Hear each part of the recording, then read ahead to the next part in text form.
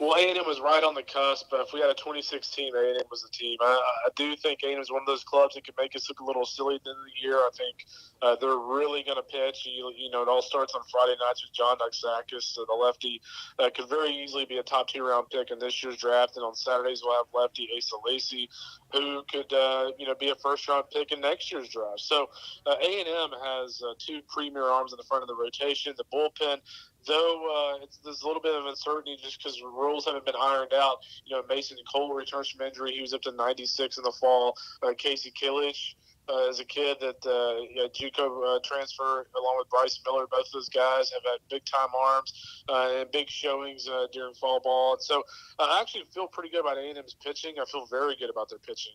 But just offensively, I feel like this A&M team over the last couple of years, they just relied on guys like Braden Shoemaker way too much. And I think when you look at this lineup overall, I like the addition of Mikey Horner and guys like that, but they've got to give Shoemaker some help in that lineup. And so I think the big key for A&M, and really the only reason they weren't ranked, is I want to see some of these guys in this lineup like Logan Foster play the entire season, consistently at the plate last year. He started off strong, really struggled with the breaking balls as the season progressed.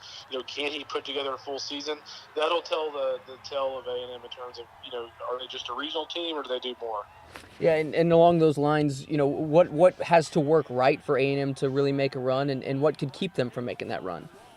Well, I think the biggest thing that could keep them is just not having that balance offensively. I think the biggest thing that could is just the sheer number of arms. I mean, you don't really see very many pitching staffs in college baseball to where they're just loaded with left-handed arms, and A&M has it. A&M actually probably has, honestly, too many left-handed arms. And so I know it's weird to say that a team might have too many, but they've got several premier lefties, and they're going to be able to mix and match. We talk about these power arms like Doxakis and Lacey, but, Chandler Josewalk, a Brenham kid, is going to kind of be that go-between in the middle innings, kind of more of a soft-tossing lefty type, and then they'll have those power guys in the back end. So, if the pitching staff's as good as it can be, I think the sky's the limit for these guys. But again, the offense has to be more balanced, and it's up to guys like Mikey Horner, a newcomer, Bryce Blom, a newcomer, guys like that to step in and make an immediate impact. The SEC always such a meat grinder, especially in the West. Do you feel like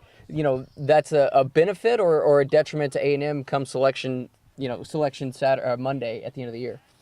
Well, I think if you look at last year, I had no doubt there was a little bit of a detriment because basically they were on the bubble because of where their finish was in the SEC. So, there's a good and bad about the SEC. The good is it's an incredible league in baseball. It's the best.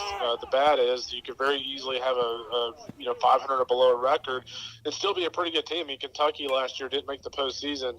It could have been a national championship type of team that didn't even make it in because they struggled the last couple of weekends of SEC play. So, with that said, I do feel like that league this year is about 13 teams deep. I mean, there's probably one bad team in that league, and everybody else, it's pretty much a free-for-all. And so, there's no off weekend in that league, and it'll be very intriguing to see what A&M does. There's no doubt they have 2 big-time arms on the front end, but can they hit? That's going to be the big key. Awesome. All right, Kendall, thank you so much for taking some time.